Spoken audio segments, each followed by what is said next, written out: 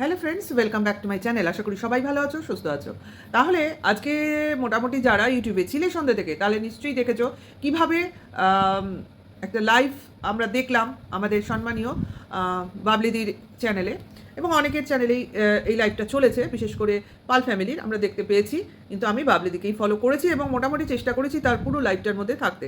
হ্যাঁ, আজকের ডিসিশনটা সত্যি বাবলিদি যেটা করলো, আমরা অনেকেই সেটা করতে পারিনি। কারণ আমি তো এই ফিল্ডে ছিলামই না, কারণ আমি এদের নিয়ে কথা খুব একটা বলতে চাই না, কারণ আমার ভালো লাগে না। কারণ এরা আমাদের ছেলেমেয়ের বয়সের মতো আর কি, কাজে এদের নিয়ে কন্ট্রোভার্সি করব এই ধরনের আমার কোনো কি বলবো প্রবৃত্তিই জাগে না যে এদের নিয়ে কি কন্ট্রোভার্সি করব। এদের খারাপ ভালো দিকটা জাস্ট তুলে ধরতে পারি, কিন্তু এই নোংরা কন্ট্রোভার্সি তো একরকম নোংরাই হয়।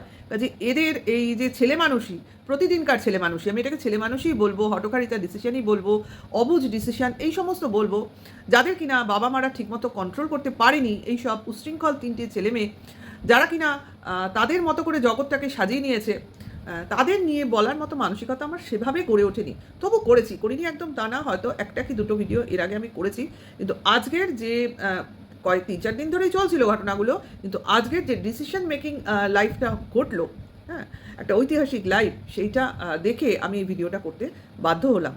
কারণ বাবলিদি পারলো, অ্যাটলিস্ট পারলো জনতার সামনে মোটামুটি একটা স্বচ্ছ প্রতিচ্ছবি তুলে ধরতে, এই পাল ফ্যামিলির ইন্টেনশনটা কী, বা তারা কি করতে চাইছে, বা তাদের মোটিভটা কী, এবং তারা তাদের ডিসিশনটা কী, সেটা মোটামুটি একটা ক্লিয়ার কনসেপ্ট নিয়ে আসতে পেরেছে।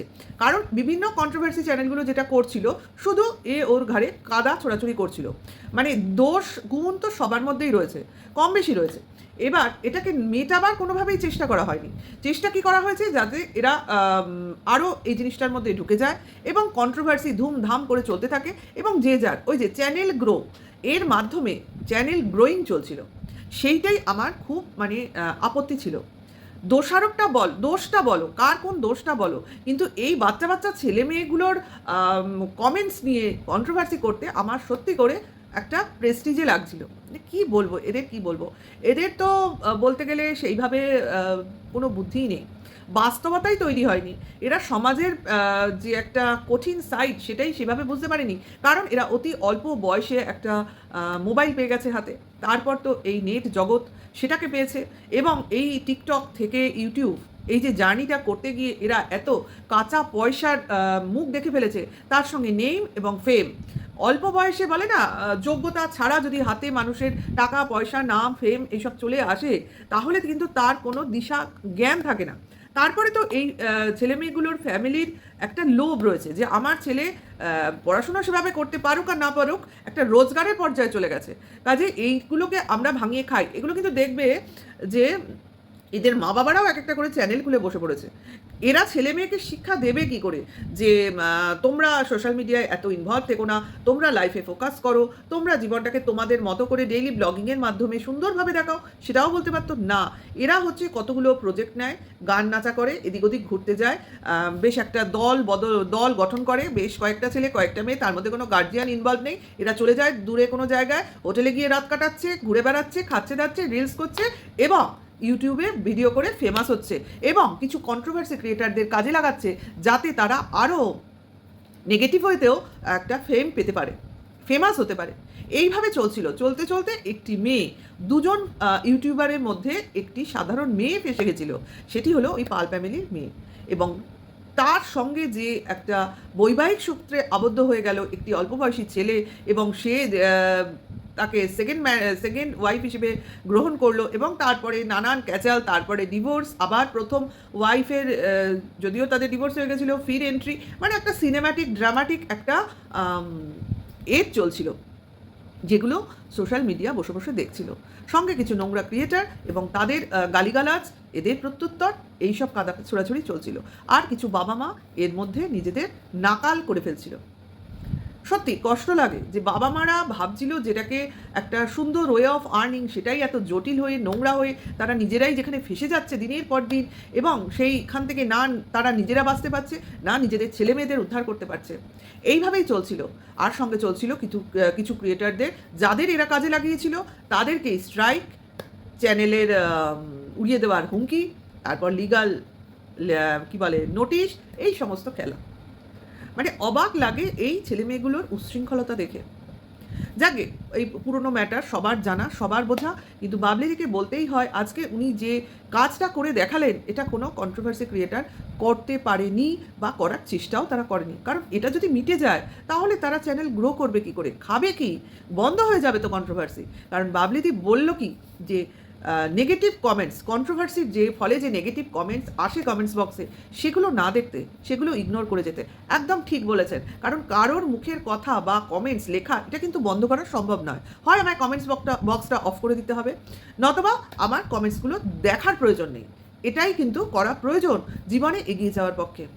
আমি কি করব, আগে সেই ডিসিশনটা সঠিকভাবে নিতে হবে, তারপর সেই ডিসিশন অনুযায়ী আমাকে কাজটা করতে হবে। নেক্সট আমি আমার এই যে একটা ফাঁদে পড়েছিলাম, সেই ফাঁদ থেকে বেরিয়ে গিয়ে আমার জীবনটাকে আমি সুন্দর করে গুছিয়ে তুলব। এবং আমার কমেন্টস বক্স, যেহেতু আমার চ্যানেল থাকছে, আমার কমেন্টস বক্সও খোলা থাকবে, কাজে সেখানে যাই কমেন্টস আসুক না কেন আমি দেখবো না। যদি আমি নিতে না পারি নেগেটিভ কমেন্টস, আবার অনেকে আছে নেগেটিভ কমেন্টসও নিতে পারে, পজিটিভ কমেন্টসও নিতে পারে, সবই নিতে পারে, সেক্ষেত্রে আমি পজিটিভ কমেন্টসগুলোকে রিয়াক্ট করবো, নেগেটিভ কমেন্টসগুলোকে দেখবো না। কারণ নেগেটিভ পজিটিভ দুই দিক দিয়েই কিন্তু আমার ভিউজ আসে। আর মেয়েটির মা, অর্থাৎ এই পাল ফ্যামিলির যে মেয়েটি, তার যে মা, তিনি তো বলেই দিলেন যে তাদের প্রয়োজন নেই মেয়েকে দিয়ে রোজগার করানোর, কিন্তু উনি চান মেয়ে বিভিন্ন কাজে ইনভলভ থাকুক। কারণ যদি কাজবিহীন মেয়েটি বাড়িতে বসে থাকে তাহলে কিন্তু ক্রমশ সে ডিপ্রেশনে চলে যাবে। কারণ একটা ঘটনা বা একটা অ্যাক্সিডেন্টাল ইনসিডেন্ট ভোলার জন্য আমাদের কিন্তু কিছু ইনভলভমেন্ট প্রয়োজন। কারণ এত তাড়াতাড়ি এই জিনিসটা, এই ঘাটা অ্যাকচুয়ালি মিলিয়ে যায় না। যেমন শরীরে কোনো ঘা হলে সেটা মেলাতে গেলে আমাদের ঠিকমতো মেডিসিন, ঠিকমতো ট্রিটমেন্ট, শুশ্রূষা, এগুলো প্রয়োজন হয় এবং সঙ্গে খানিকটা সময় লাগে। এবং একটা সুন্দর ওয়েদার, হাওয়া, মানে ঘা শুকোতে গেলেও তো খানিকটা পরিষ্কার ক্লিন এয়ারের প্রয়োজন, সেটাও প্রয়োজন হয়। কাজেই এই জিনিসগুলো যখন, মানে অর্থাৎ একটা